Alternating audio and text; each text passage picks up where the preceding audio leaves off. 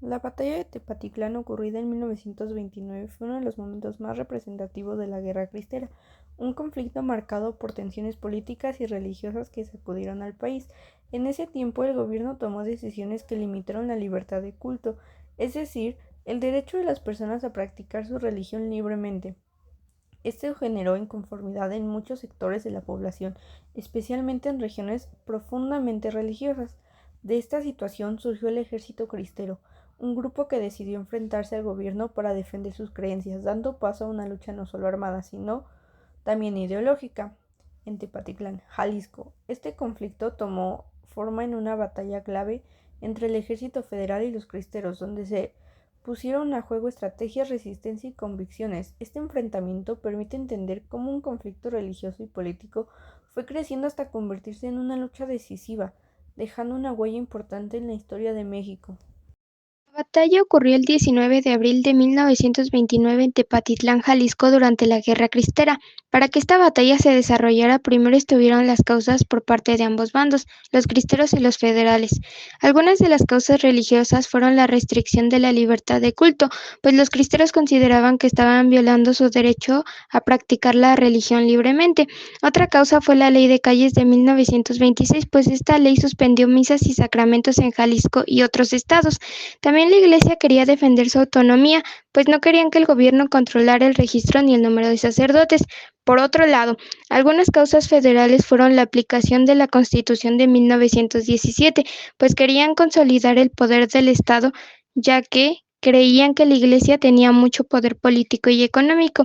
También buscaban la educación laica, eliminar la influencia de la Iglesia en este ámbito y que se educara por principios del Estado para fomentar el pensamiento científico. Otra causa es que el gobierno quería recuperar zonas que tenían los cristeros, como lo fue Tepatitlán, y así demostrar su autoridad.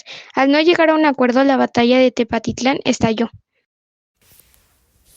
Este conflicto fue una lucha ideológica, porque por un lado el gobierno buscaba mantener un estado laico y por otro los cristeros defendían sus creencias religiosas de mantener el estado junto con la religión.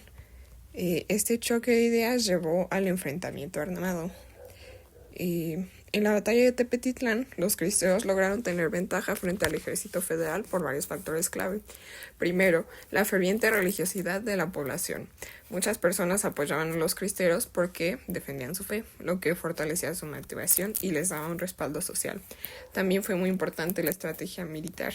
Con líderes como el general Enrique Gorostieta, los grupos guerrilleros se organizaron mejor, convirtiéndose en un ejército más disciplinado. Otro factor fue el conocimiento del terreno. La religión de los Altos de Jalisco tenía zonas boscosas que funcionaban como escondites y puntos estratégicos, lo que favorecía a los cristeros. Finalmente, el liderazgo local, con figuras como Victoriano Ramírez, permitió organizar mejor las tácticas de combate en religión. Gracias a todos estos factores, los cristeros lograron resistir e incluso derrotar a fuerzas federales más grandes en esta batalla. Un bastión cristero era un lugar clave donde los cristeros concentraban su fuerza. Funcionaba como una zona de defensa estratégica, desde donde organizaban ataques y resistían al ejército federal. La batalla de Tepatitlán, ocurrida el 19 de abril de 1929, duró aproximadamente un día. No existen registros exactos sobre la hora de inicio y fin, pero se sabe que fue un enfrentamiento intenso y de corta duración. De acuerdo con diversas fuentes históricas, la batalla inició desde la madrugada cuando el ejército federal inició su avance para tomar el control del pueblo, considerado estratégico por su valor como bastión cristero. Los cristeros, al notar la llegada del ejército, se posicionaron rápidamente en puntos clave del territorio, como entradas al pueblo, zonas elevadas y calles principales. Aprovecharon su conocimiento del terreno para resistir y lanzar ataques sorpresa. Hacia el mediodía, la batalla alcanzó su momento más intenso. Ambos bandos intercambiaron fuego de manera constante. El ejército federal contaba con mejor armamento y organización formal, mientras que los cristeros compensaban esto con movilidad, conocimiento del lugar y apoyo de la población local.